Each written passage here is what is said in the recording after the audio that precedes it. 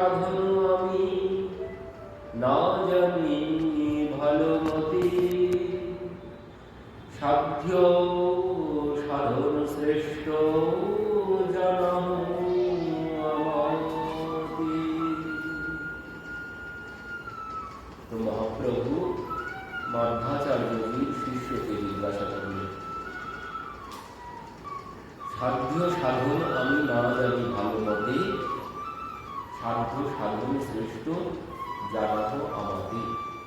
মহাপ্রভু অতি দীন হয়ে মধ্বাচার্যজির যে শিষ্য ছিলেন, যিনি সেখানে সমস্ত শিষ্যদের মধ্যে যিনি সর্বজ্ঞ পণ্ডিত, যিনি সব থেকে বিজ্ঞান, যিনি তত্ত্ববাদী, যিনি, তো সেই তার কাছে তিনি জিজ্ঞাসা করলেন, মহাপ্রভু সাধ্য সাধন আমি না জানি ভালো মতে, সাধ্য সাধন শ্রেষ্ঠ জানাও আমাকে।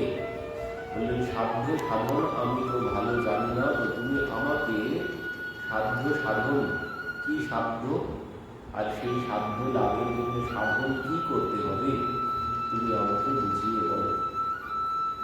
তো সেই আচার্য কি বললেন, আচার্য কহে বর্ণাশ্রম ধর্ম কৃষ্ণ সমর্পণ, এই হয় কৃষ্ণ ভক্তির শ্রেষ্ঠ সাধন।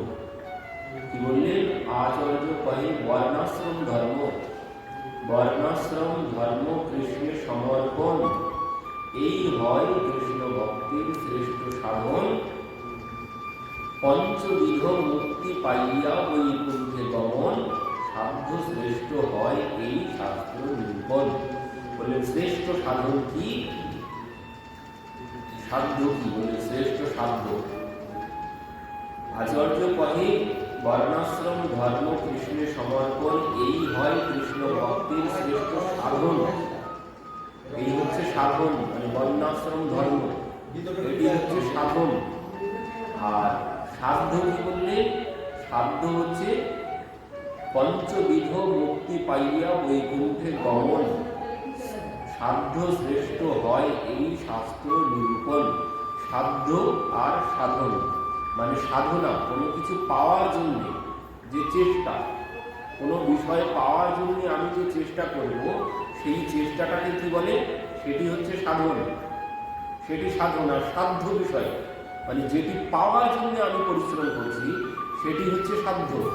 আর সেই পাওয়ার জন্য যে পরিশ্রম, সেই পরিশ্রমটাই হচ্ছে সাধন। তো বললেন এখানে বর্ণাশ্রম ধর্ম কৃষ্ণের সমর্পণ, এই হয় কৃষ্ণ ভক্তের শ্রেষ্ঠ সাধন। বর্ণাশ্রম ধর্ম পালন করে সেটি ভগবানে অর্পণ করতে হবে, সেটি হচ্ছে সাধন। আর এই সাধনের দ্বারায় আমাকে লাভ করতে হবে কি, আমাকে লাভ করতে হবে পঞ্চবিধ মুক্তি লাভ করে বৈকুণ্ঠে গমন করতে হবে, এটি হচ্ছে আমার সাধ্য। পণ্ডিত বললেন, তিনি বলে দিলেন যে পঞ্চবিধ মুক্তিটাই হচ্ছে আমার সাধ্য। এই পঞ্চবিধ মুক্তি লাভের জন্য আমাকে সাধন করতে হবে। সেই সাধনটা কি? সেই সাধনটা হচ্ছে কর্ম, কর্ম করে কর্ম ভগবানের চরণে অর্পণ, এই হচ্ছে আমার সাধন। তো মহাপ্রভু কি বললেন, প্রভু কহে শাস্ত্র কহে শ্রবণ কীর্তন কৃষ্ণ প্রেম সেবা ফলের পরম সাধন। মহাপ্রভু কি বললেন, প্রভু কহে শাস্ত্রে কহে, প্রভু বলছেন শাস্ত্রে বলছে শ্রবণ কীর্তন কৃষ্ণ প্রেম সেবা ফলের পরম সাধন। প্রভু সাধন কি বললেন, প্রভু সাধন বললেন শ্রবণ কীর্তন হচ্ছে পরম সাধন। কেন বলছে যে এই যে উনি যে কথা বলছেন বর্ণাশ্রম ধর্ম, বর্ণাশ্রম ধর্ম রায় রামানন্দাচার্যজি প্রথমেই বলেছিলেন যে স্বধর্ম আচরণে বিষ্ণু ভক্তি হয়। তো সেখানে মহাপ্রভু কি বললেন, ইহবাহ্য আগে কহ আর, তো রায় কহে কৃষ্ণে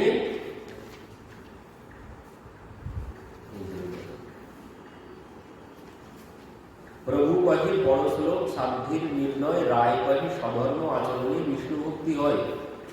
তো মহাপ্রভু বললেন ইহবাহ্য আগে কহ আর,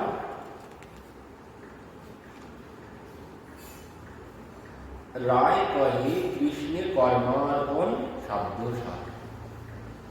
মহাপ্রভু বলছেন যে ইহবাহ্য সধর্ম আচরণ, ইহবাহ্য আগে ভগবান, মানে এটি বাইরের কথা। তো এই জন্যে পরবর্তীতে রামানন্দ আচার্য কি বলেছেন, কৃষ্ণে কর্মার্পণ এই সাধ্য সার। তো এখানেও মহাপ্রভু বলছেন ইহবাহ্য আগে ভগবান, রায় কহে স্বধর্ম ত্যাগ এই সাধ্য সার। বললেন স্বধর্ম ত্যাগ হচ্ছে সাধ্য সার। এখানে কৃষ্ণে কর্মার্পণ, কৃষ্ণে কর্মার্পণ সাধ্য সার কেন বললেন? কারণ বলছেন গীতায় বলেছেন, ভগবান কি বলেছেন, ইয়ৎ করোষি যদস্নাসি যজ্জোহসি দদাসি ইয়ত্যপস্যি কৌন্তেয় তৎপুরুষমদার্পণম। বললেন অর্জুনকে ভগবান, ইয়ৎ করোষি যদস্নাসি যজ্জোহসি দদাসি, তুমি যা কিছু করবে সব কিছু, যত্যপস্যি কৌন্তেয় তৎপুরুষমদার্পণম, সমস্ত তপস্যা আদি জপ তপ কর্ম যা কিছু করবে সব তুমি আমাকে সমর্পণ করো। কেন সমর্পণ করব? ভগবান পরবর্তীতে বললেন সর্বধর্ম ত্যাজিল আমার শরণ। বললেন সমস্ত ধর্ম ত্যাগ করে তুমি আমার শরণ গ্রহণ করো। অন্ত্যম সর্ব পাপেভ্য মোক্ষয়িষ্যামি মা শুচো, আমি তোমাকে রক্ষা করব। বললেন অন্ত্যম সর্ব পাপেভ্য মোক্ষয়িষ্যামি মা শুচো, সমস্ত কিছু থেকে আমি তোমাকে রক্ষা করব, কোনো পাপ তোমার হবে না। তুমি যে স্বধর্ম ত্যাগের কথা বলছি, সমস্ত ত্যাগ করে সর্বধর্মান পরিত্যাজ্য মাম একম শরণং ব্রজ। তো কেন তুমি সব পরিত্যাগ করে আমাকে শরণ গ্রহণ করো? পরবর্তীতে বলছে অহন্ত্যম সর্ব পাপেভ্য মোক্ষয়িষ্যামি মা শুচো, মানে আমি তোমার কোনো পাপের ভয় তোমার থাকবে না, তোমার কোনো পাপের ভয় করতে হবে না। তুমি যে ধর্ম ত্যাগ করবে, আমি যে তোমাকে ধর্ম ত্যাগ করতে বলছি, আর সেই ধর্ম ত্যাগ করলে যে পাপ হবে, কারণ ধর্ম ত্যাগ করলে পাপ হবে। প্রথমে ধর্মের কথা বলেছে, এখানে কিন্তু পরম ধর্মের কথা বলেনি। ধর্ম আর পরম ধর্ম দুইটি সম্পূর্ণ আলাদা আলাদা বিষয়। তো এখানে রামানন্দ আচার্যজি একদম প্রথম থেকে শুরু করেছেন, ধর্ম অর্থ কাম মোক্ষ, এইখান থেকে শুরু করেছেন। এই মানে চতুর্পুরুষার্থ, এই চতুর্পুরুষার্থ থেকে তিনি শুরু করেছেন। এই ধর্ম অর্থ কাম মোক্ষ, এই হচ্ছে আমাদের চতুর্পুরুষার্থ। তো এখানে মহাপ্রভু বললেন ইহবাহ্য। কেন? কারণ চতুর্পুরুষার্থ দিয়ে কোনোদিন কল্যাণ সম্ভব নয়। আত্মকল্যাণ এই পুরুষার্থ দিয়ে সম্ভব নয়। পুরুষার্থ দিয়ে আমরা সবাই ভাবি যে পুরুষার্থই হচ্ছে সর্বশ্রেষ্ঠ, ধর্ম অর্থ কাম আর মোক্ষ, এই হচ্ছে আমাদের চতুর্পুরুষার্থ। প্রথমে ধর্ম, ধর্ম মানে কি? ওই ধর্ম হচ্ছে স্বধর্ম, যেটি স্বধর্ম মানে নিজের ধর্ম। আমরা যে নিজের ধর্ম মানে কি? সংসার ধর্ম, বড় ধর্ম। যে ব্যবহারিক জীবনে যে ধর্ম আছে, বর্ণাশ্রম যে ধর্ম আছে, তাকে সেই ধর্মের কথা এখানে বলা হয়েছে। কিন্তু বলছেন মহাপ্রভু ইহবাহ্য আগে ভগবান, স্বধর্ম দিয়ে কোনোদিন জীবের কল্যাণ সম্ভব নয়। এতে স্বধর্ম আচরণে বিষ্ণু ভক্তি হয়। আর বললেন তাহলে বিষ্ণু ভক্তি যে স্বধর্ম আচরণে হবে, বুঝলাম। বিষ্ণু ভক্তিতে কি হবে? বিষ্ণু ভক্তিতে কি হবে? বললেন বিষ্ণু ভক্তিতে মোক্ষ লাভ হবে। বিষ্ণু ভক্তিতে মোক্ষ লাভ হবে। তো বললেন মোক্ষ লাভে তাহলে কি লাভ হলো? মোক্ষ লাভ হলে তাতে কোনো তো লাভ হবে না, কারণ ধর্ম অর্থ কাম মোক্ষ। মহাপ্রভু এখানে দেখাচ্ছেন যে এই মোক্ষ পরবর্তীতে বলছেন দেবানম নৌরন্তি বিনামস্যবনম জনা শালুপ্রিয় শাস্তি স্বামীপ্রিয় সারুপ্রিয় প্রাপ্যুত দিয়মানম নৌরন্তি। বললেন এই যে মোক্ষ 5 প্রকারের যে মুক্তি আছে, আমার ভক্তকে আমি দিলেও ভক্ত গ্রহণ করে না। তাহলে মোক্ষ দিয়ে কোন লাভ হবে? বিষ্ণু ভক্তিতে যে মোক্ষ লাভ হবে, তোমার এই মোক্ষ দিয়ে তো কোনো লাভ হবে না, কারণ আমার ভক্তগণ কেউ মোক্ষ চায় না। তারা চায় কি? ভক্তগণ চায় কি? সেখানেও মহাপ্রভু দেখাচ্ছেন ভক্তগণ চায় কি। দেখুন ভক্তের চাওয়া কি। এখানে মহাপ্রভু উদাহরণ দিয়েছেন, কি বলছেন সেই প্রসঙ্গে এনেছেন, রাজর্ষি ভরতের কথা বলছেন। আমার ভক্তের কোনো কিছু চাওয়া নেই। যিনি ভগবানের ভক্ত হবেন, যিনি ভগবত ভক্ত হবেন, তার কাছে ধর্ম অর্থ কাম মোক্ষ কোনো বিষয়ই নয়। সে কি মনে করে, বলছেন এ সব নরকের সমান। যেখানে চিত্রকেতু মহারাজ চিত্রকেতু তিনি কি বলছেন, তিনি বলছেন যে ওই এখানে এই সংসারে অনুগ্রহ আর নিগ্রহ, মানে লাভ আর হানি, অনুগ্রহ আর নিগ্রহ, কোনো কিছুতেই কোনো লাভ হবে না, এই সবই মায়া। এখানে কোনো কিছু লাভ, সংসারে যেটি লাভ সেটিও ভগবানের মায়া, সংসারে কোনো কিছু হানি সেটিও ভগবানের মায়া। এখানে আশীর্বাদ গ্রহণ বা এখানে অভিশাপ গ্রহণ, কোনোটাই কোনো কল্যাণ হবে না। এখানে কোনো কল্যাণ হবে না, চিত্রকেতু মহারাজ বলছেন। এখানে আশীর্বাদেও কোনো কল্যাণ হবে না, আর অভিশাপেও কোনো ক্ষতি হবে না, সবই ভগবানের মায়া। তো এখানে চাওয়া কি হবে, চাওয়া একমাত্র হতে হবে, যদি প্রাপ্তি যদি কিছু হয় সেটি হতে হবে কি, একমাত্র ভগবত সেবা, ভগবানের সেবা। কারণ এই যে প্রথমে বলেছেন স্বধর্ম আচরণ করে সেই ধর্ম ভগবানের সমর্পণ করব। সমর্পণ করলে কি হবে, ভগবান মুক্তি দান করবেন, আর কোনো পাপের ভয় আমার থাকবে না। তো বললেন আমি কর্ম অর্পণ করব কেন, ভগবান বলেছেন তাই। আমি কর্ম কেন আর ভগবানে অর্পণ করব, ভগবান বলেছেন যে তুমি সব কিছু আমাকে অর্পণ করো, করলে কি হবে, তোমার আর ওই কর্মের ফল ভোগ করতে হবে না, স্বর্গেও যেতে হবে না আর নরকেও যেতে হবে না। এই জন্যে আমি কর্ম ভগবানে অর্পণ করব, কর্মের বন্ধন আমাকে আর ভোগ করতে হবে না। কারণ অবশ্য মেব ভক্তব্যম প্রীতম কর্ম শুভম অশুভম, তুমি যা কর্ম করবে তাই ভালো করো আর মন্দ করো, তার ফল তোমাকে অবশ্যম্ভাবী ভোগ করতে হবে। কিন্তু যদি তুমি আমাকে সেই কর্ম অর্পণ করে দাও, তাহলে সেই কর্মের ফল আর তোমাকে ভোগ করতে হবে না। তো এই জন্যে কর্ম, কৃষ্ণে কর্মার্পণ, ভগবানের কর্ম অর্পণ করে দিলে আর কোনো কর্মের ফল আমাকে ভোগ করতে হবে না। তো কেন ভোগ, মানে কর্ম অর্পণ করব, কর্মের ফল ভোগ করবো না, তাই কর্মের ফল ভোগ করবো না, তাই আমি ভগবানের সমস্ত কর্ম অর্পণ করছি। কর্মফলের ভয়ে আমি ভগবানের কর্ম অর্পণ করছি। তো এখানে তো আমার উদ্দেশ্য আছে, তো এখানে উদ্দেশ্য যদি থাকে কোনো সেবার মধ্যে, ভগবত সেবার মধ্যে যদি উদ্দেশ্য থাকে, ভাগবতে কি বললেন সুত গোস্বামীজি, সবই পুংসাং পরধর্ম যত ভক্তিরদক্ষজে অবৈতুক্য প্রতিহতা যয়াত্মা সম্প্রসীদতি। সবই পুংসাং পরধর্ম যত ভক্তিরদক্ষজে, সব থেকে পবিত্র ধর্ম কোনটি, সব থেকে পবিত্র ধর্ম হচ্ছে সেটি অবৈতুক্য প্রতিহতা, যেখানে কোনো হেতু থাকবে না, যেখানে কোনো হেতু থাকবে না। পত্নী পতির সেবা করবে,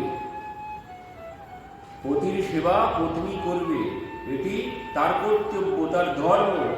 কিন্তু যদি উদ্দেশ্য নিয়ে পতি সেবা করি, উদ্দেশ্য নিয়ে যদি পতি সেবা করি, তাহলে কিন্তু ওই পতি সেবার কোনো ফল সে লাভ করবে না।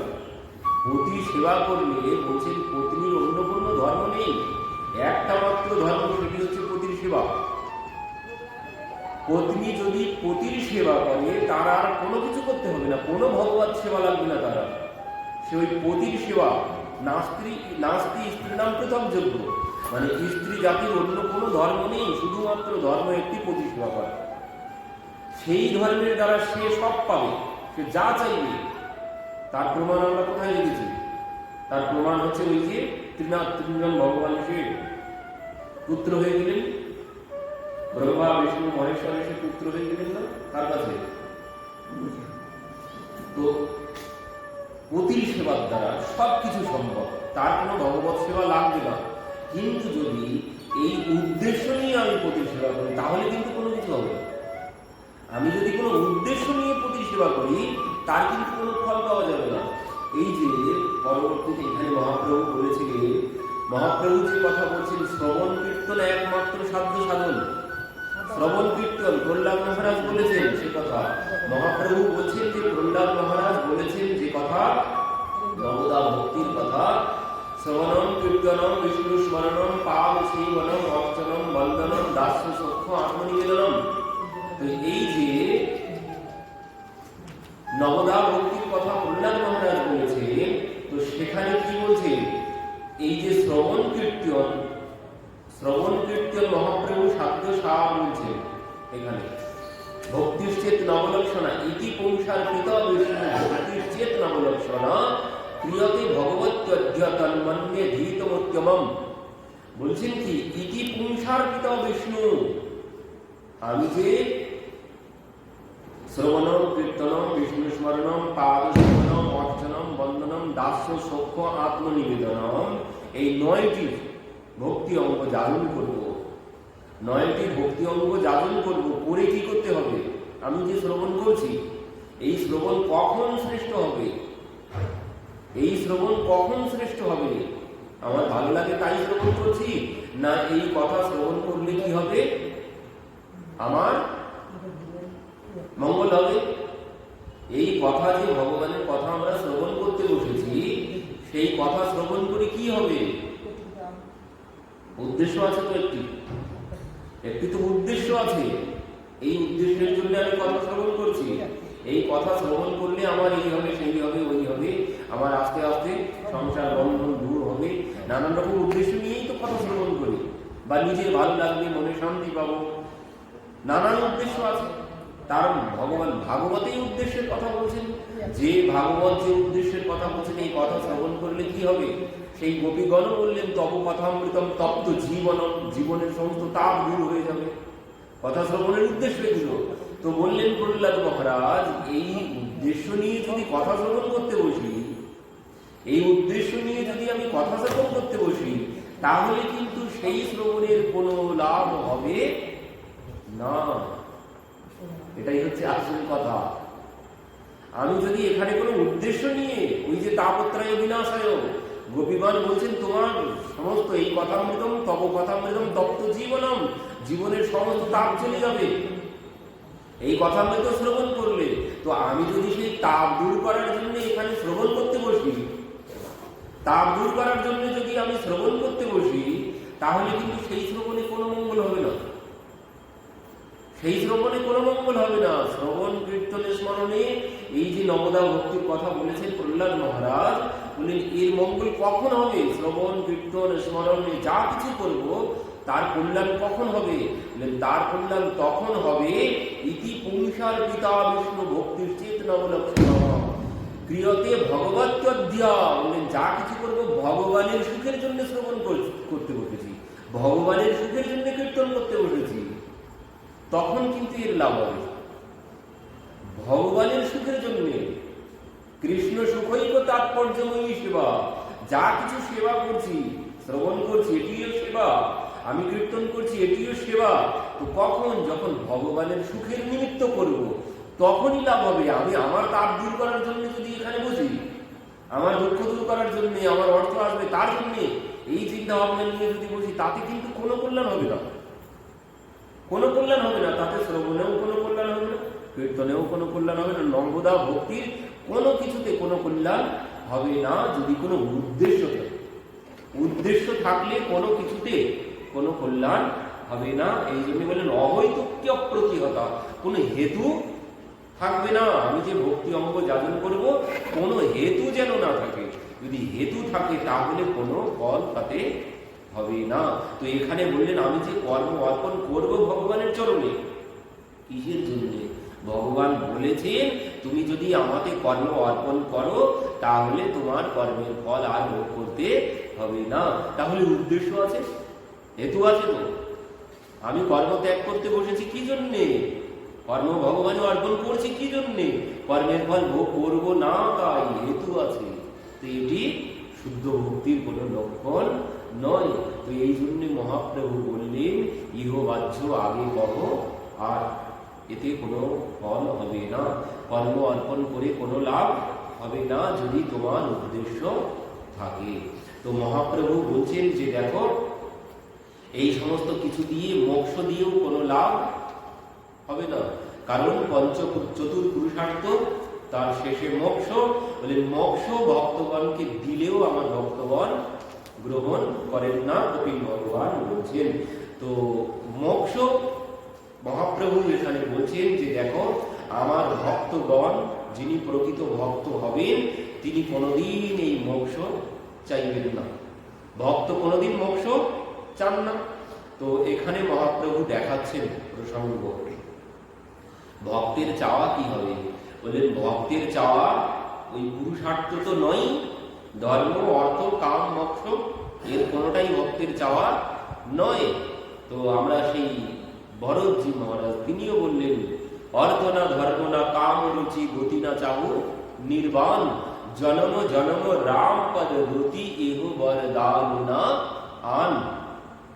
ত্রিবেণী সঙ্গমে ভরত বলছেন গঙ্গা যমুনা সরস্বতী মায়ের কাছে, মা যদি কিছু দিতে হয় আমি চাই না, অর্থ চাই না, অর্থ না ধর্ম না কাম রুচি গতি না চাহু নির্বাণ মানে মুক্তি, আমি কোনোটাই চাই না, চাই কি জনম জনম রাম পদ রতি মানে ওই প্রেম ভক্তি, প্রেম ভক্তি তুমি আমাকে দান করো। তো এখানে মহাপ্রভু বলছেন দেখো,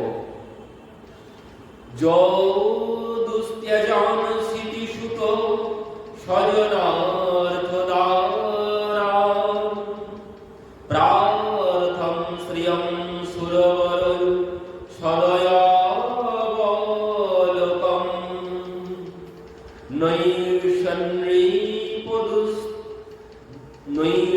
নৈর্ষণ্যীপস্তু চিতম মহত্যম মধুদ্দিত সেবানুরক্ত্য মনসং ভবয়োপি ফল্গু। যো দুস্ত্যজন শিতিসুত স্বজনার্থ দ্বারান প্রার্থ্যম প্রিয়ম সুরবরৌ সদয়াবলোকম। কি বলছেন দেখুন, এই কথা কোথায় আছে? যো দুস্ত্যজন মানে যেটি, দুস্তেজ্য মানে বড় কঠিন বিষয় ত্যাগ করা। কি? যো দুস্ত্যজন শিতি সুত স্বজনার্থ দ্বারান মানে কি? এই ঘর বাড়ি ছেড়ে যাওয়া বড় কঠিন। ভগবান নিজেই বলেছেন গোপীদেরকে, ওই দুর্জর গৃহ শৃঙ্খলা, তোমরা যে ওই দুর্জর গৃহের শৃঙ্খল ছিন্ন করে এসেছো, তার জন্যে তোমাদের মতো ভাগ্যবতী আর কেউ নেই। স্বাগতম বো মহাভাগা, যে তোমরাই বড় ভাগ্যবতী, মহাভাগ্যবতী, সাধারণ ভাগ্যবান না, বলছেন তোমরা মহাভাগ্যবতী। কেন?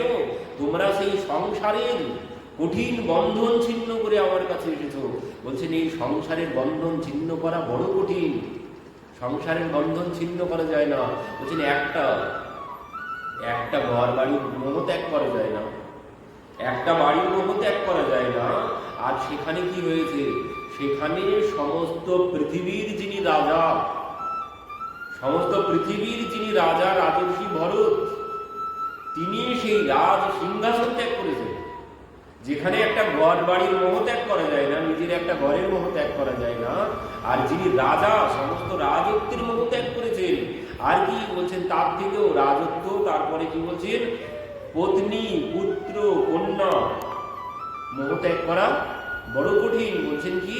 যো দুস্ত্যজন স্মৃতি সুত স্বজনার্থ দ্বারান মানে পুত্র স্বজন গৃহ অর্থ সম্পদ ত্যাগ করা, প্রার্থ্য শ্রিয় সুরবরৈ সদয়াবলোকম নৈসৃন্নিপস্তদুচিতম মহত্যম মধুদ্দিত সেবানুরক্ত্য মনসা। সেবানুরক্ত্য মানে সেবায় অনুরক্ত হয়ে, কার সেবা? মানে ভগবত সেবায় অনুরক্ত হয়ে মহারাজ ভরত সমস্ত রাজত্ব ত্যাগ করেছেন। আত্মীয় স্বজন পুত্র কন্যা পত্নী সব তিনি ত্যাগ করেছেন। কিসের জন্য? সেবার জন্য, সেবার জন্য সব কিছু ত্যাগ করেছেন।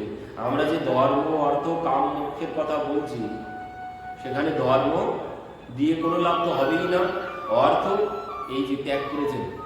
সমস্ত পৃথিবীর যিনি রাজা তিনি সিংহাসন ত্যাগ করেছেন, অর্থ তাহলে কোন কল্যাণে লাগবে?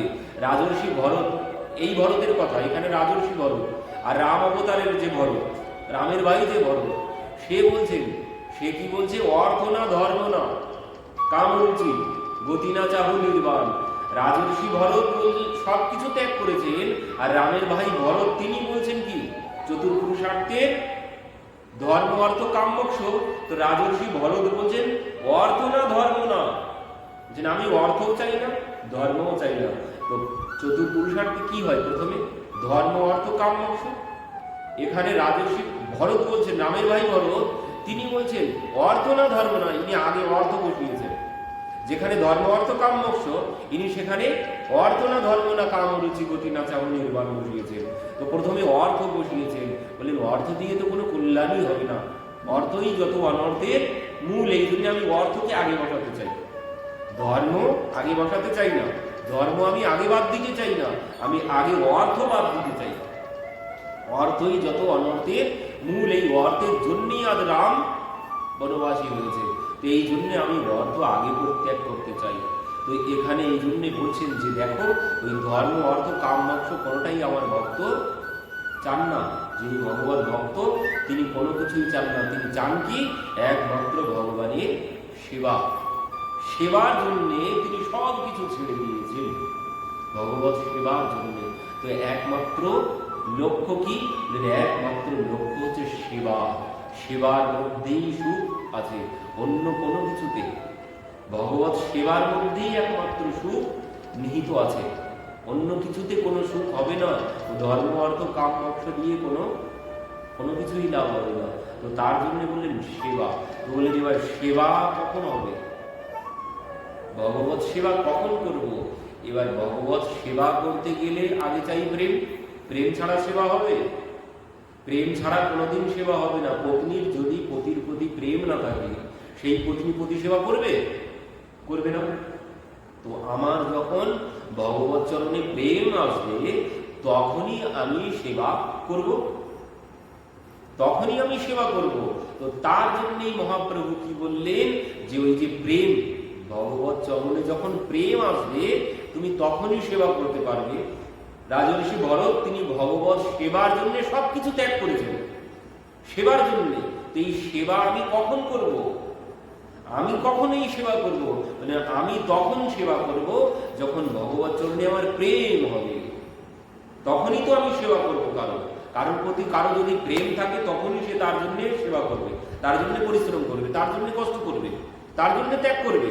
যার প্রতি প্রেম আছে, যার প্রতি প্রেম নেই তার জন্য কি ত্যাগ করবে? যেখানে কোনো প্রেম নেই সেখানে কোনো ত্যাগের কথাই আসে না, সেখানে কোনো পরিশ্রমের কথাই আসে না। তো প্রেম চাই। আমার যদি ভগবত চরণে প্রেম থাকে তখনই আমি ভগবানের সেবা করতে পারবো। প্রেম ছাড়া সেবা হবে না, প্রেম ছাড়া সেবা হবে না কোনোদিন। প্রেম ছাড়া যেটি হবে সেটি কি? সেটি মানে ওই বাধ্য হয়ে কর্তব্য পালন হবে। যেখানে প্রেম নেই, যেখানে প্রেম নেই সেখানে সেবা কত তাড়াতাড়ি হবে? বেশিক্ষণ ধরে করা যাবে না। যেখানে প্রেম নেই তাড়াতাড়ি করে ফুল তুলসী দিয়ে, তাড়াতাড়ি করে ভোগলাগুলি দিয়ে বেরিয়ে পড়বো। কিন্তু যেখানে প্রেম আছে সেখানে মন ভরবে না, আরেকটু করি, আরেকটু বসি, আরেকটু দেরি করি। যেখানে প্রেম আছে, যেখানে প্রেম নেই সেখানে একদম ঝটপট সব হয়ে যাবে। চাই প্রেম ছাড়া কোনোদিন সেবা হবে না। যেখানে প্রেম আছে সেখানে তাকে ছাড়তে কি ইচ্ছে হয়? যেখানে প্রেম আছে তাকে ছাড়তে ইচ্ছে হয়? ইচ্ছে হবে না। যেখানে প্রেম নেই যত তাড়াতাড়ি পাওয়া যায়, যত তাড়াতাড়ি এখান থেকে বেরিয়ে যেতে পারি। কেন? প্রেম নেই তাই। এই জন্য বলছেন প্রেম ভক্তি সাধ্য সার। কিন্তু বললেন ইহো হয় আগে ভগবান, প্রেম তো চাই, প্রেম ছাড়া কোনোদিন কোনো কিছু সম্ভব নয়। তো এই জন্য মহাপ্রভু কি বললেন? মহাপ্রভু বলছেন যে শ্রবণ কীর্তন না ওদা ভক্তির কথা বললেন। এই প্রেম লাভ কোথা থেকে হবে? প্রেম ছাড়া কোনো কিছুই সম্ভব নয়, সেবা কোনোদিন সম্ভব নয় প্রেম ছাড়া। তো এই প্রেম কোথা থেকে পাবো? মহাপ্রভু বললেন প্রেম একমাত্র ওই শ্রবণ কীর্তন, মানে প্রথমটাই শ্রবণ কীর্তন। শ্রবণ করতে করতেই প্রেম লাভ করা যাবে। तात सर्व अपवर्ग सुख धरी तुला एक अंग तुलना ताही সকল মিল जो सुख लभ सत संग। কি বলছেন? तात স্বর্গ অপবর্গ সুখ, ওই যে মোক্ষের কথা বলছেন, স্বর্গ অপবর্গ, স্বর্গ সুখ মোক্ষের সুখ, স্বর্গ অপবর্গ সুখ ধরি তুলায় অঙ্গ বলছেন, দাড়ি পাল্টার একদিকে যদি ওই মোক্ষ সব দেওয়া হয়, আরেক দিকে যদি তুলনা তাহি সকল মিল जो সুখ লভ সত সঙ্গ বলছেন, এই কথা যদি একদিকে দেওয়া হয় আর একদিকে যদি সমস্ত সুখ সব কিছু পঞ্চপ্রকার মুক্তি যা কিছু আছে সমস্ত সুখ যদি একদিকে চাপিয়ে দেওয়া হয়, তবুও বললেন ওই একমাত্র এই কথা ব্রহ্মা করেছিলেন। যে সময়ে সেই দেবতারা এসেছিল, সুখদেবজি পরীক্ষিত মহারাজকে কথা শ্রবণ করাতে শুরু করবে, এমন সময় দেবতারা এসে উপস্থিত হয়েছেন সেই অমৃতের কলসি নিয়ে। দেবতারা এসেছেন, এসে বলছেন, মহারাজ আমরা পরীক্ষিত মহারাজকে অমৃত পান করিয়ে দিচ্ছি, তাহলে আর পরীক্ষিত মহারাজের কোনো ভয় থাকবে না, দক্ষক এসে দংশন করলেও পরীক্ষিত মহারাজের মৃত্যু হবে না। তো সুখদেবজি বলছেন, তাহলে যাও পান করিয়ে। তখন দেবতারা বলছেন, না একটু শর্ত আছে। কি শর্ত? শর্ত হচ্ছে এই কথা আমরা শ্রবণ করব আর এই অমৃত পরীক্ষিত মহারাজকে পান করব, এই কথা আমাদেরকে শ্রবণ করাতে হবে। আপনি এখান থেকে স্বর্গে চলুন, সেখানে গিয়ে এই কথা আমাদেরকে শ্রবণ করাবেন, এই কথা এখানে বললে হবে না। আর যেই বলেছেন সঙ্গে সঙ্গে সুখদেবজি বলছেন, ওই তোমাদের ওই অমৃত আর এই কথামৃত, তোমরা এই স্বর্গের অমৃত কোথায়? কাঁচের মতো, কাঁচ ও কম মণির মহান, কাঁচ দিয়ে তোমরা মণি নিতে এসেছো, যাও এখান থেকে চলে যাও। তো তাদেরকে দমক দিলেন সুখদেবজি। তো যেই দমক দিয়েছেন, দেবতারা কি করেছেন? অমৃতের কলসি নিয়ে সোজা ব্রহ্মার কাছে গেছেন। ব্রহ্মার কাছে গিয়ে বলছেন, কি ব্যাপার, আমরা অমৃত নিয়ে গেলাম, সেখানে সুখদেবজি আমাদেরকে তাড়িয়ে দিলেন, আর এই অমৃতকে বলছেন যে কাঁচ, আর এই কথামৃত নাকি হীরা। তো এই কথামৃতের মধ্যে কি আছে? তখন ব্রহ্মা বলছেন, তাহলে দেখো, 7 দিনে দেখো, অপেক্ষা করো, এই কথার মধ্যে কি আছে। তো 7 দিন ধরে দেবতারা সবাই উপর থেকে লক্ষ্য করছেন। কথা যখন বিশ্রাম হলো, পরীক্ষিত মহারাজ যখন বলছেন, সিদ্ধস্মি অনুগৃহীতস্মি, আপনার কৃপাতে আমি সিদ্ধ হয়ে গেছি, আপনার অনুগ্রহে মানে আপনার কৃপাতে আমি সিদ্ধ হয়ে গেছি, এই কথা শ্রবণ করে ব্রহ্মা ভাবতে শুরু করেছেন, তাহলে এই কথার মধ্যে কি আছে। তখন ব্রহ্মা কি করেছেন? ওই দাড়িপাল্লা নিয়েছেন, দাড়িপাল্লা নিয়ে কি করেছেন? একদিকে যত গ্রন্থ আছে সব দিয়েছেন, আর একদিকে ভাগবত দিয়েছেন। মানে কি বলছেন? তুলনামূলকভাবে তিনি তুলনা করেছেন, মানে তুলনা করে দেখলেন যে সমস্ত ধর্মগ্রন্থ যদি একদিকে দেওয়া যায়, তবু এই ভাগবতের সমান কোনো কিছু হবে না। তো এই জন্য বলছেন, এই কথা শ্রবণ করলে কি হবে? এই কথা শ্রবণ করতে করতে কপিল ভগবানও বললেন, সদাম প্রসঙ্গান মম বীর্য সম্বিদ ভবন্তি ঋতুকর্ণ রসায়ন কথা তজ্জ সনাদাস্য পবর্গবর্মণি শ্রদ্ধা রতির ভক্তির অনুপ্রবিশতি। এই যে ভক্তি এখান থেকেই পাওয়া যাবে। এই কথা শ্রবণ করতে করতে একদিন তুমি প্রেম ভক্তি লাভ করবে। তো এই জন্য মহাপ্রভু বললেন, ওই শ্রবণ কীর্তনই হচ্ছে সাধ্যসার। শ্রবণ কীর্তনই সাধ্যসার। একমাত্র কল্যাণ যদি হয় কিছুতে, তো সেই কল্যাণ কখন হবে? শ্রবণ কীর্তনের দ্বারা। তবে কি শ্রবণ কীর্তনে যে কল্যাণ হবে কখন? শ্রবণ কীর্তনে কল্যাণ হবে তখন যখন এই শ্রবণ কীর্তনের ভিতরে যেন কোনো উদ্দেশ্য না হয়। সমস্ত উদ্দেশ্য বাদ দিয়ে শ্রবণ কীর্তন করতে হবে। শ্রবণ কীর্তনের মধ্যে যদি উদ্দেশ্য থাকে, তাহলে কিন্তু কোনো লাভ হবে না। এই জন্য বলছেন যে ওই সব কিছু ভগবানের অর্পণ। প্রহ্লাদ মহারাজ বলছেন যে নবদা ভক্তি অঙ্গ যাজন করব, সব কার জন্যে? ভগবানকে সুখ দেওয়ার জন্য, নিজের সুখের জন্যে নয়। শ্রবণ কীর্তন যা কিছু করছি, ভগবান সুখী হবে তাই, নিজের তাপ দূর হবে, এই উদ্দেশ্য নিয়ে শ্রবণ করলে কোনো লাভ হবে না। মানে ও তো নিজের জন্য শ্রবণ করছে, আমি নিজের জন্য শ্রবণ করছি, আমি নিজের তাপ দূর করার জন্য। ওতে কোনো প্রেম ভক্তি লাভ করতে পারবো না যদি এখানে উদ্দেশ্য নিয়ে বসি। উদ্দেশ্য কি হবে? ভগবান সুখী হবেন, তার জন্য শ্রবণ কীর্তন করছি, তখন প্রেম ভক্তি লাভ হবে। নবদা ভক্তির যে কোনো অঙ্গ, যে কোনো একটি অঙ্গ দ্বারা, বললেন কি ওই কেউ অনেক অঙ্গ যাপন করে, আবার কেউ যে কোনো একটি অঙ্গের দ্বারাই সমস্ত কিছু লাভ করা যাবে। যে কোনো একটি বলছে এক অঙ্গ সাধে কেহ সাধে বহু অঙ্গ, নিষ্ঠা হইলে উপজয়ে প্রেম তরঙ্গ। এক অঙ্গ সাধে কেহ সাধে বহু অঙ্গ, বলে ওই একটি অঙ্গ নবদা ভক্তির যে 9টি অঙ্গ, 9টি অঙ্গ দরকার নেই, যে কোনো নিষ্ঠা হইলে উপজয়ে প্রেম তরঙ্গ।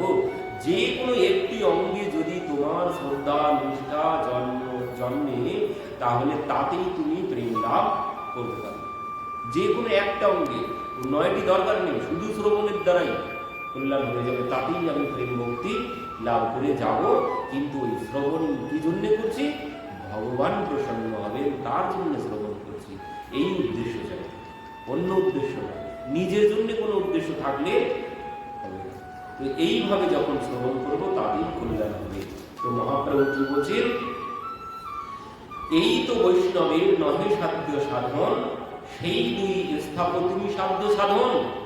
মহাপ্রভু বলছেন এ তো কোনো সাধ্য সাধন নয়, আর সেই দুটোকেই তুমি সাধ্য সাধন বলছো।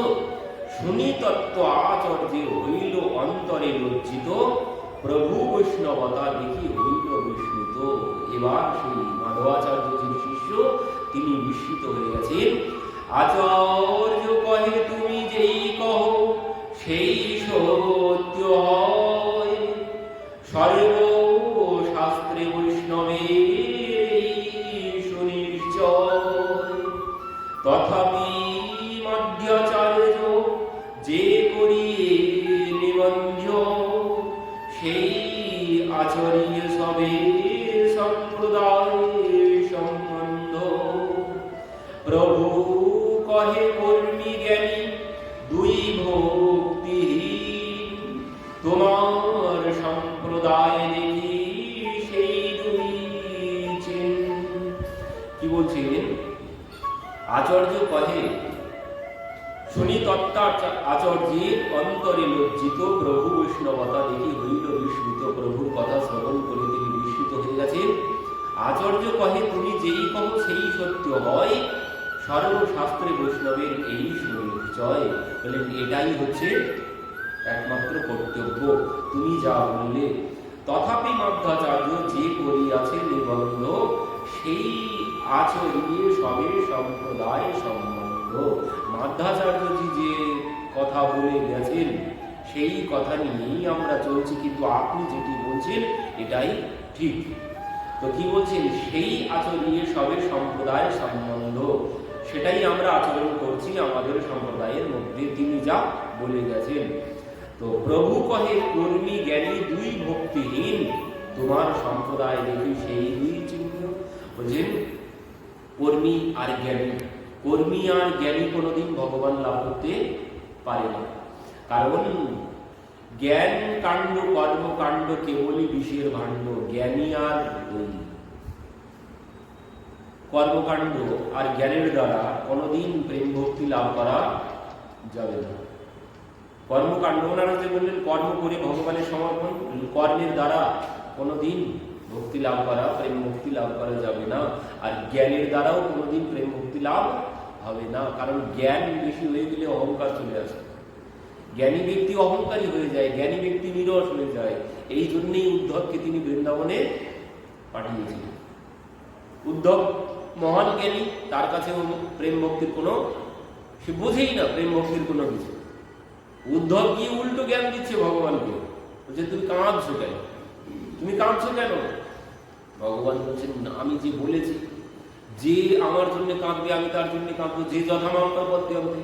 তো বলছেন আমার জন্য ওরা কাঁদছে, আমার সখারা গোপীরা মা বাবা সবাই কাঁদছে, তো এই জন্য আমি কাঁদছি। তো তখন উদ্ধব বলছেন ও এই কথা, তাহলে ওদের চোখের জল মুছে গেলে তোমার চোখের জল মুছে যাবে। তো বললেন হ্যাঁ, ওদের চোখের জল মুছে গেলে আমার চোখের জল মুছে যাবে। উদ্ধব বলছেন ঠিক আছে, তাহলে আমি যাচ্ছি, গিয়ে ওদের চোখের জল মুছিয়ে দেবো। কিভাবে? বলছেন ওই যে তোমার তত্ত্বের উপদেশ করব, ব্রহ্মের উপদেশ করব, তুমি যে ব্রহ্ম মানে তুমি নেই এমন কোনো জায়গা তো নেই, তুমি তো সর্বত্র আছো। তো এই কথা গিয়ে উদ্ধব বলেছিলেন নন্দ বাবাকে, বাবা তুমি যার জন্য কাঁদছো, তুমি যাকে তোমার ছেলে ভাবছো, সে তো তোমার ছেলে নয়। কেন উদ্ধব, সে কে? সে তো পরম ব্রহ্ম, সে তো ভগবান, আর সে নেই এমন কোনো জায়গা নেই। বলছেন আকাশে বাতাসে সর্বত্র সে নেই এমন কোনো জায়গায় নেই, তোমার ছেলে ভগবান। আর যেই বলেছে নন্দ বাবা আরো জোরে কাঁদতে শুরু করেছেন। নন্দ বাবা আরো জোরে কাঁদতে শুরু করেছেন। কেন? বলছেন উদ্ধব তুমি কি বলছো?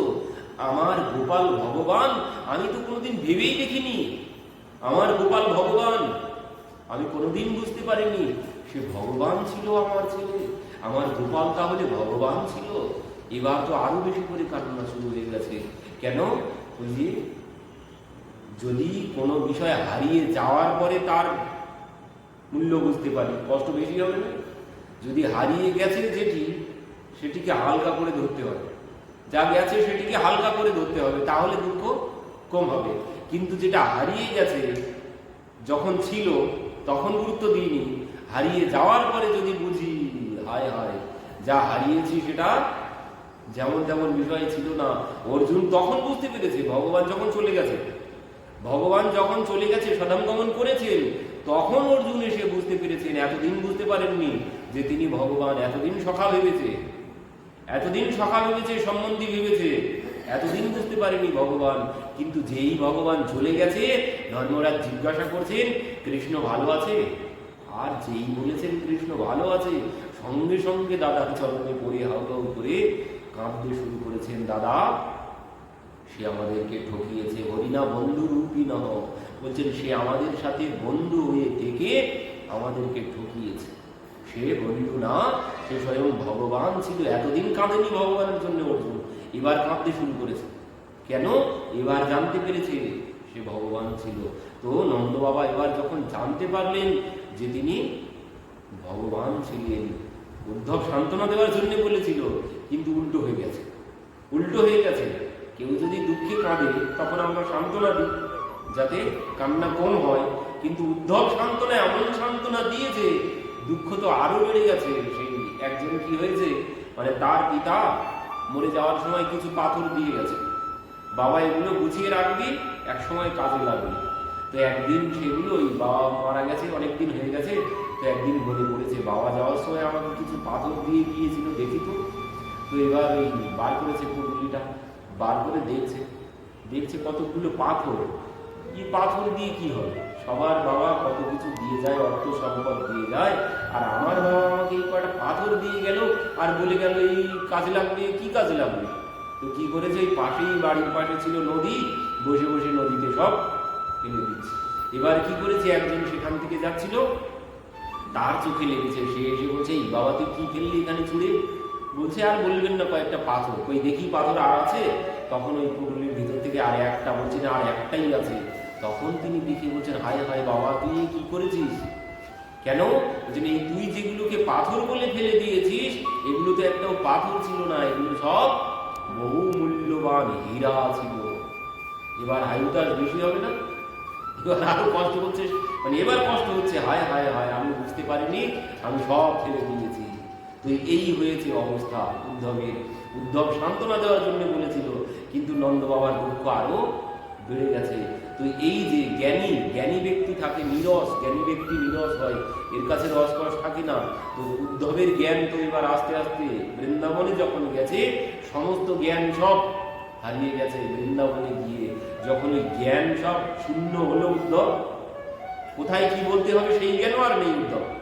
যিনি বৃষ্ণিনাম্বর মন্ত্রী কৃষ্ণস্ব দ্বৈত সখা, বৃহস্পতির সাক্ষাৎ শিষ্য উদ্ধব বুদ্ধিসত্তম, সেই মহাপণ্ডিত উদ্ধব কোথায় কি বলতে হবে এইটুকু জ্ঞান তার নেই।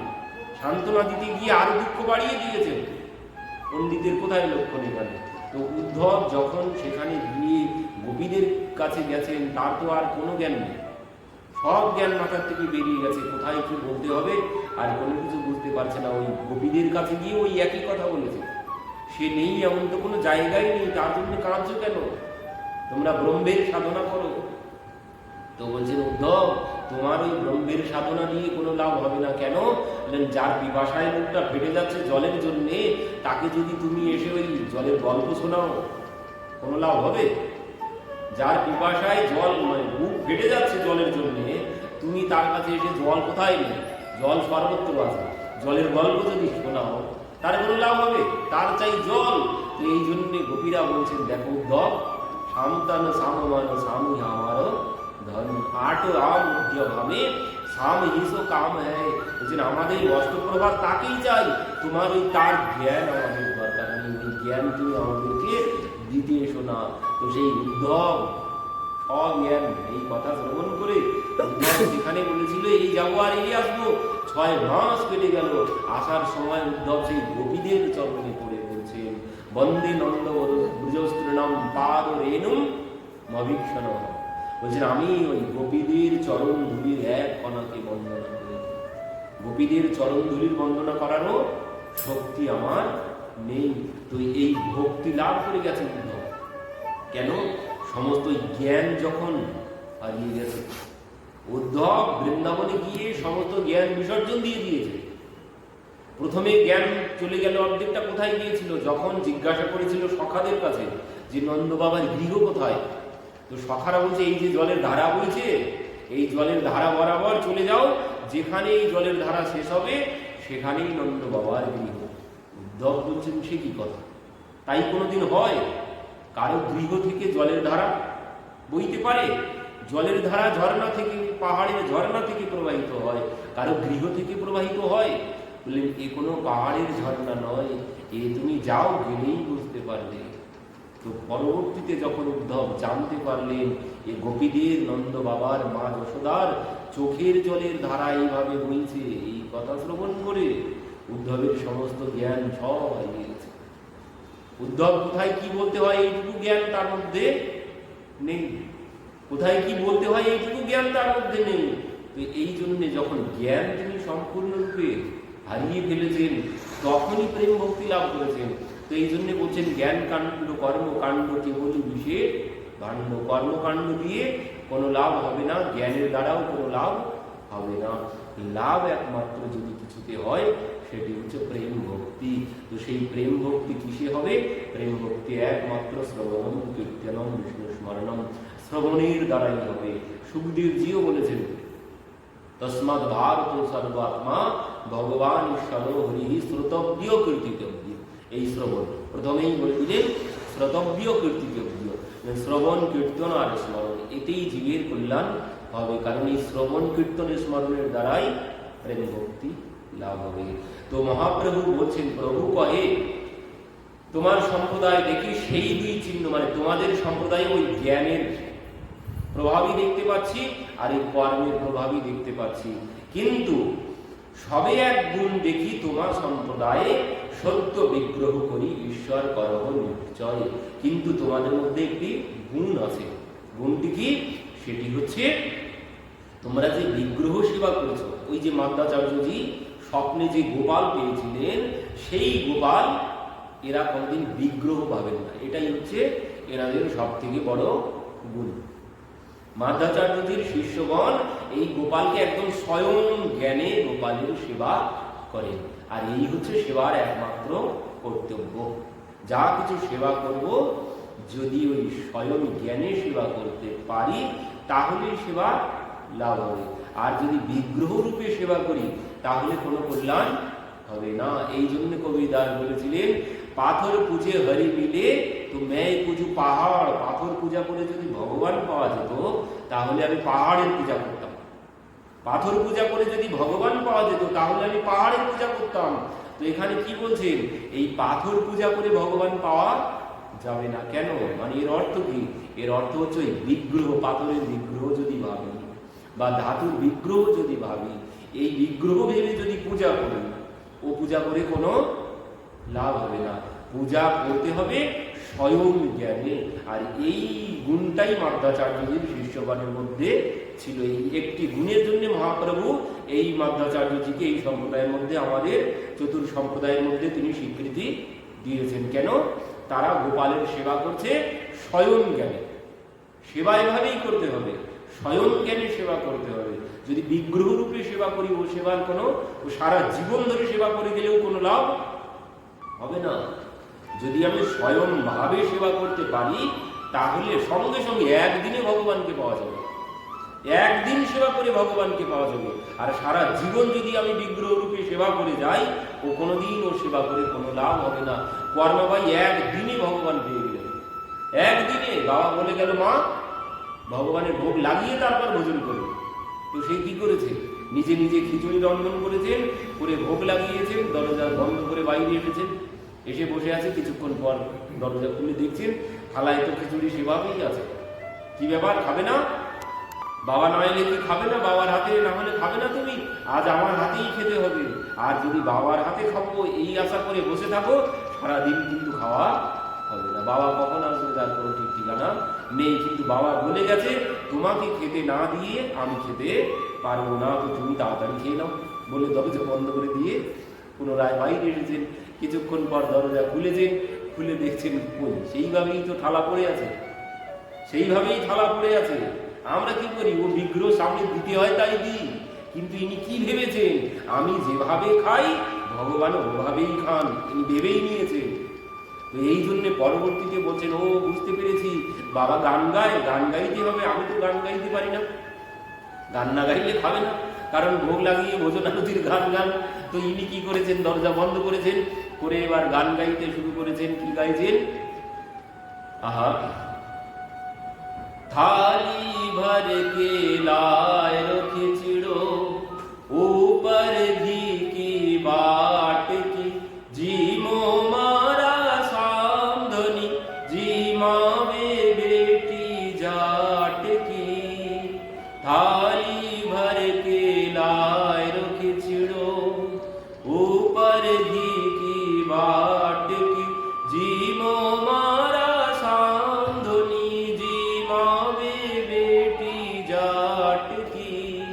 মানে জাট, জাতিতে জাট এটা। তো বলছেন ওই থালি ভরকে লায়ের খিচুড়ি, মানে থালা ভরে খিচুড়ি দিয়েছি, উপরে ঘি দিয়েছি, তাড়াতাড়ি খেয়ে নাও। গান গাইছেন। তো এবার গান টান গাওয়ার পরে গিয়ে দাঁড় খুলেছেন, খুলে দেখছেন ও বাবা সেইভাবেই তো থালা ভর্তি। কি ব্যাপার, খাবে না? দেখো বেলা কিন্তু গড়িয়ে যেতে বসেছে, আমার কিন্তু পেট আর আমি সহ্য করতে পারছি না, পেট জ্বালা করছে ওদিকে, তুমি যদি না খাও আমি এই পুকুরের জলে ঝাঁপ দিয়ে মরব। এই বলে ঝাঁপ দিতে গেছেন, সঙ্গে সঙ্গে গিয়ে ভগবান পেছন দিক থেকে গিয়ে জামা ধরেছেন। বলছেন, মা শীঘ্রই চলো, খিদে পেয়েছে। তাড়াতাড়ি করে এসেছেন, ভগবান টেনে এনেছেন, এনে গপ গপ করে খেতে বসেছেন। খেতে খেতে সারা মুখ লেগে গেছে। তখন বলছেন, তুমি একটু ভালোভাবে খেতেও জানো না, আমি খাইয়ে দিচ্ছি। মুখ মুছে নিজে হাতে খেতে দিচ্ছেন। খেতে খেতে আঙুলে কামড়ে নিয়েছে, আঙুলে কামড়ে নিয়েছেন। তো এবার কি হলো, পর বাবা যখন এসেছে, বাবা জিজ্ঞাসা করছে, মা খেতে দিয়েছিলি গোপালকে? বলছেন, হ্যাঁ দিয়েছিলাম, কিন্তু প্রথমে তো খেতেই চাইছিল না, তোমার গোপাল বড় বদমাইশ। তো কি হয়েছে, এই দেখো আমি নিজে হাতে খাইয়ে দিচ্ছিলাম, তো দেখো আমার আঙুলে কামড়ে নিয়েছে। কি বলছিস তুই? হ্যাঁ বাবা, এই দেখো, না বিশ্বাস হয় এখনো দাগ আছে। বাবা তো দেখি অবাক, পরের দিনে ওই দায়িত্ব দিয়ে দিয়েছে, তুই যেভাবে ভোগ লাগিয়েছিলি আজ ওইভাবে ভোগ লাগা। সেইভাবে ভোগ লাগাতে গেছেন, আজ আর ভগবান আসছেন না। কি ব্যাপার, কাল খেলে আজ কেন আসছো না? তো বলছে, ওই যে তোমার বাবা আছে, আজকে তোমার বাবা আছে। তো বাবা আছে তো কি হয়েছে? যে তোমার বাবা আমাকে বিগ্রহ ভাবে, কোনোদিন স্বয়ং ভাবেন না। এই হচ্ছে তোমার বাবা আমাকে কোনোদিন স্বয়ং ভাবে না, তোমার বাবা আমাকে পাথরের বিগ্রহ ভাবে, এই জন্যে আমি আজ যেতে পারবো না। তো এই পাথরের বিগ্রহ ভেবে যদি সেবা করি, তো সারা জীবন করে গেলেও কোনো লাভ হবে না। কর্মা ভাই একদিনেই ভগবানকে পেয়ে গেল। তো এইভাবে সেবা করতে হবে। তো এই জন্য মহাপ্রভু বলছেন, তোমাদের এই সম্প্রদায়ের মধ্যে সব থেকে বড় গুণ হচ্ছে এটি, তোমরা গোপালকে সেবা করো, স্বয়ং জ্ঞানে গোপালের সেবা করো। এটি হচ্ছে সব থেকে বড় কর্তব্য ভগবানের সেবার। তো এইভাবে সেবা করতে হবে। আর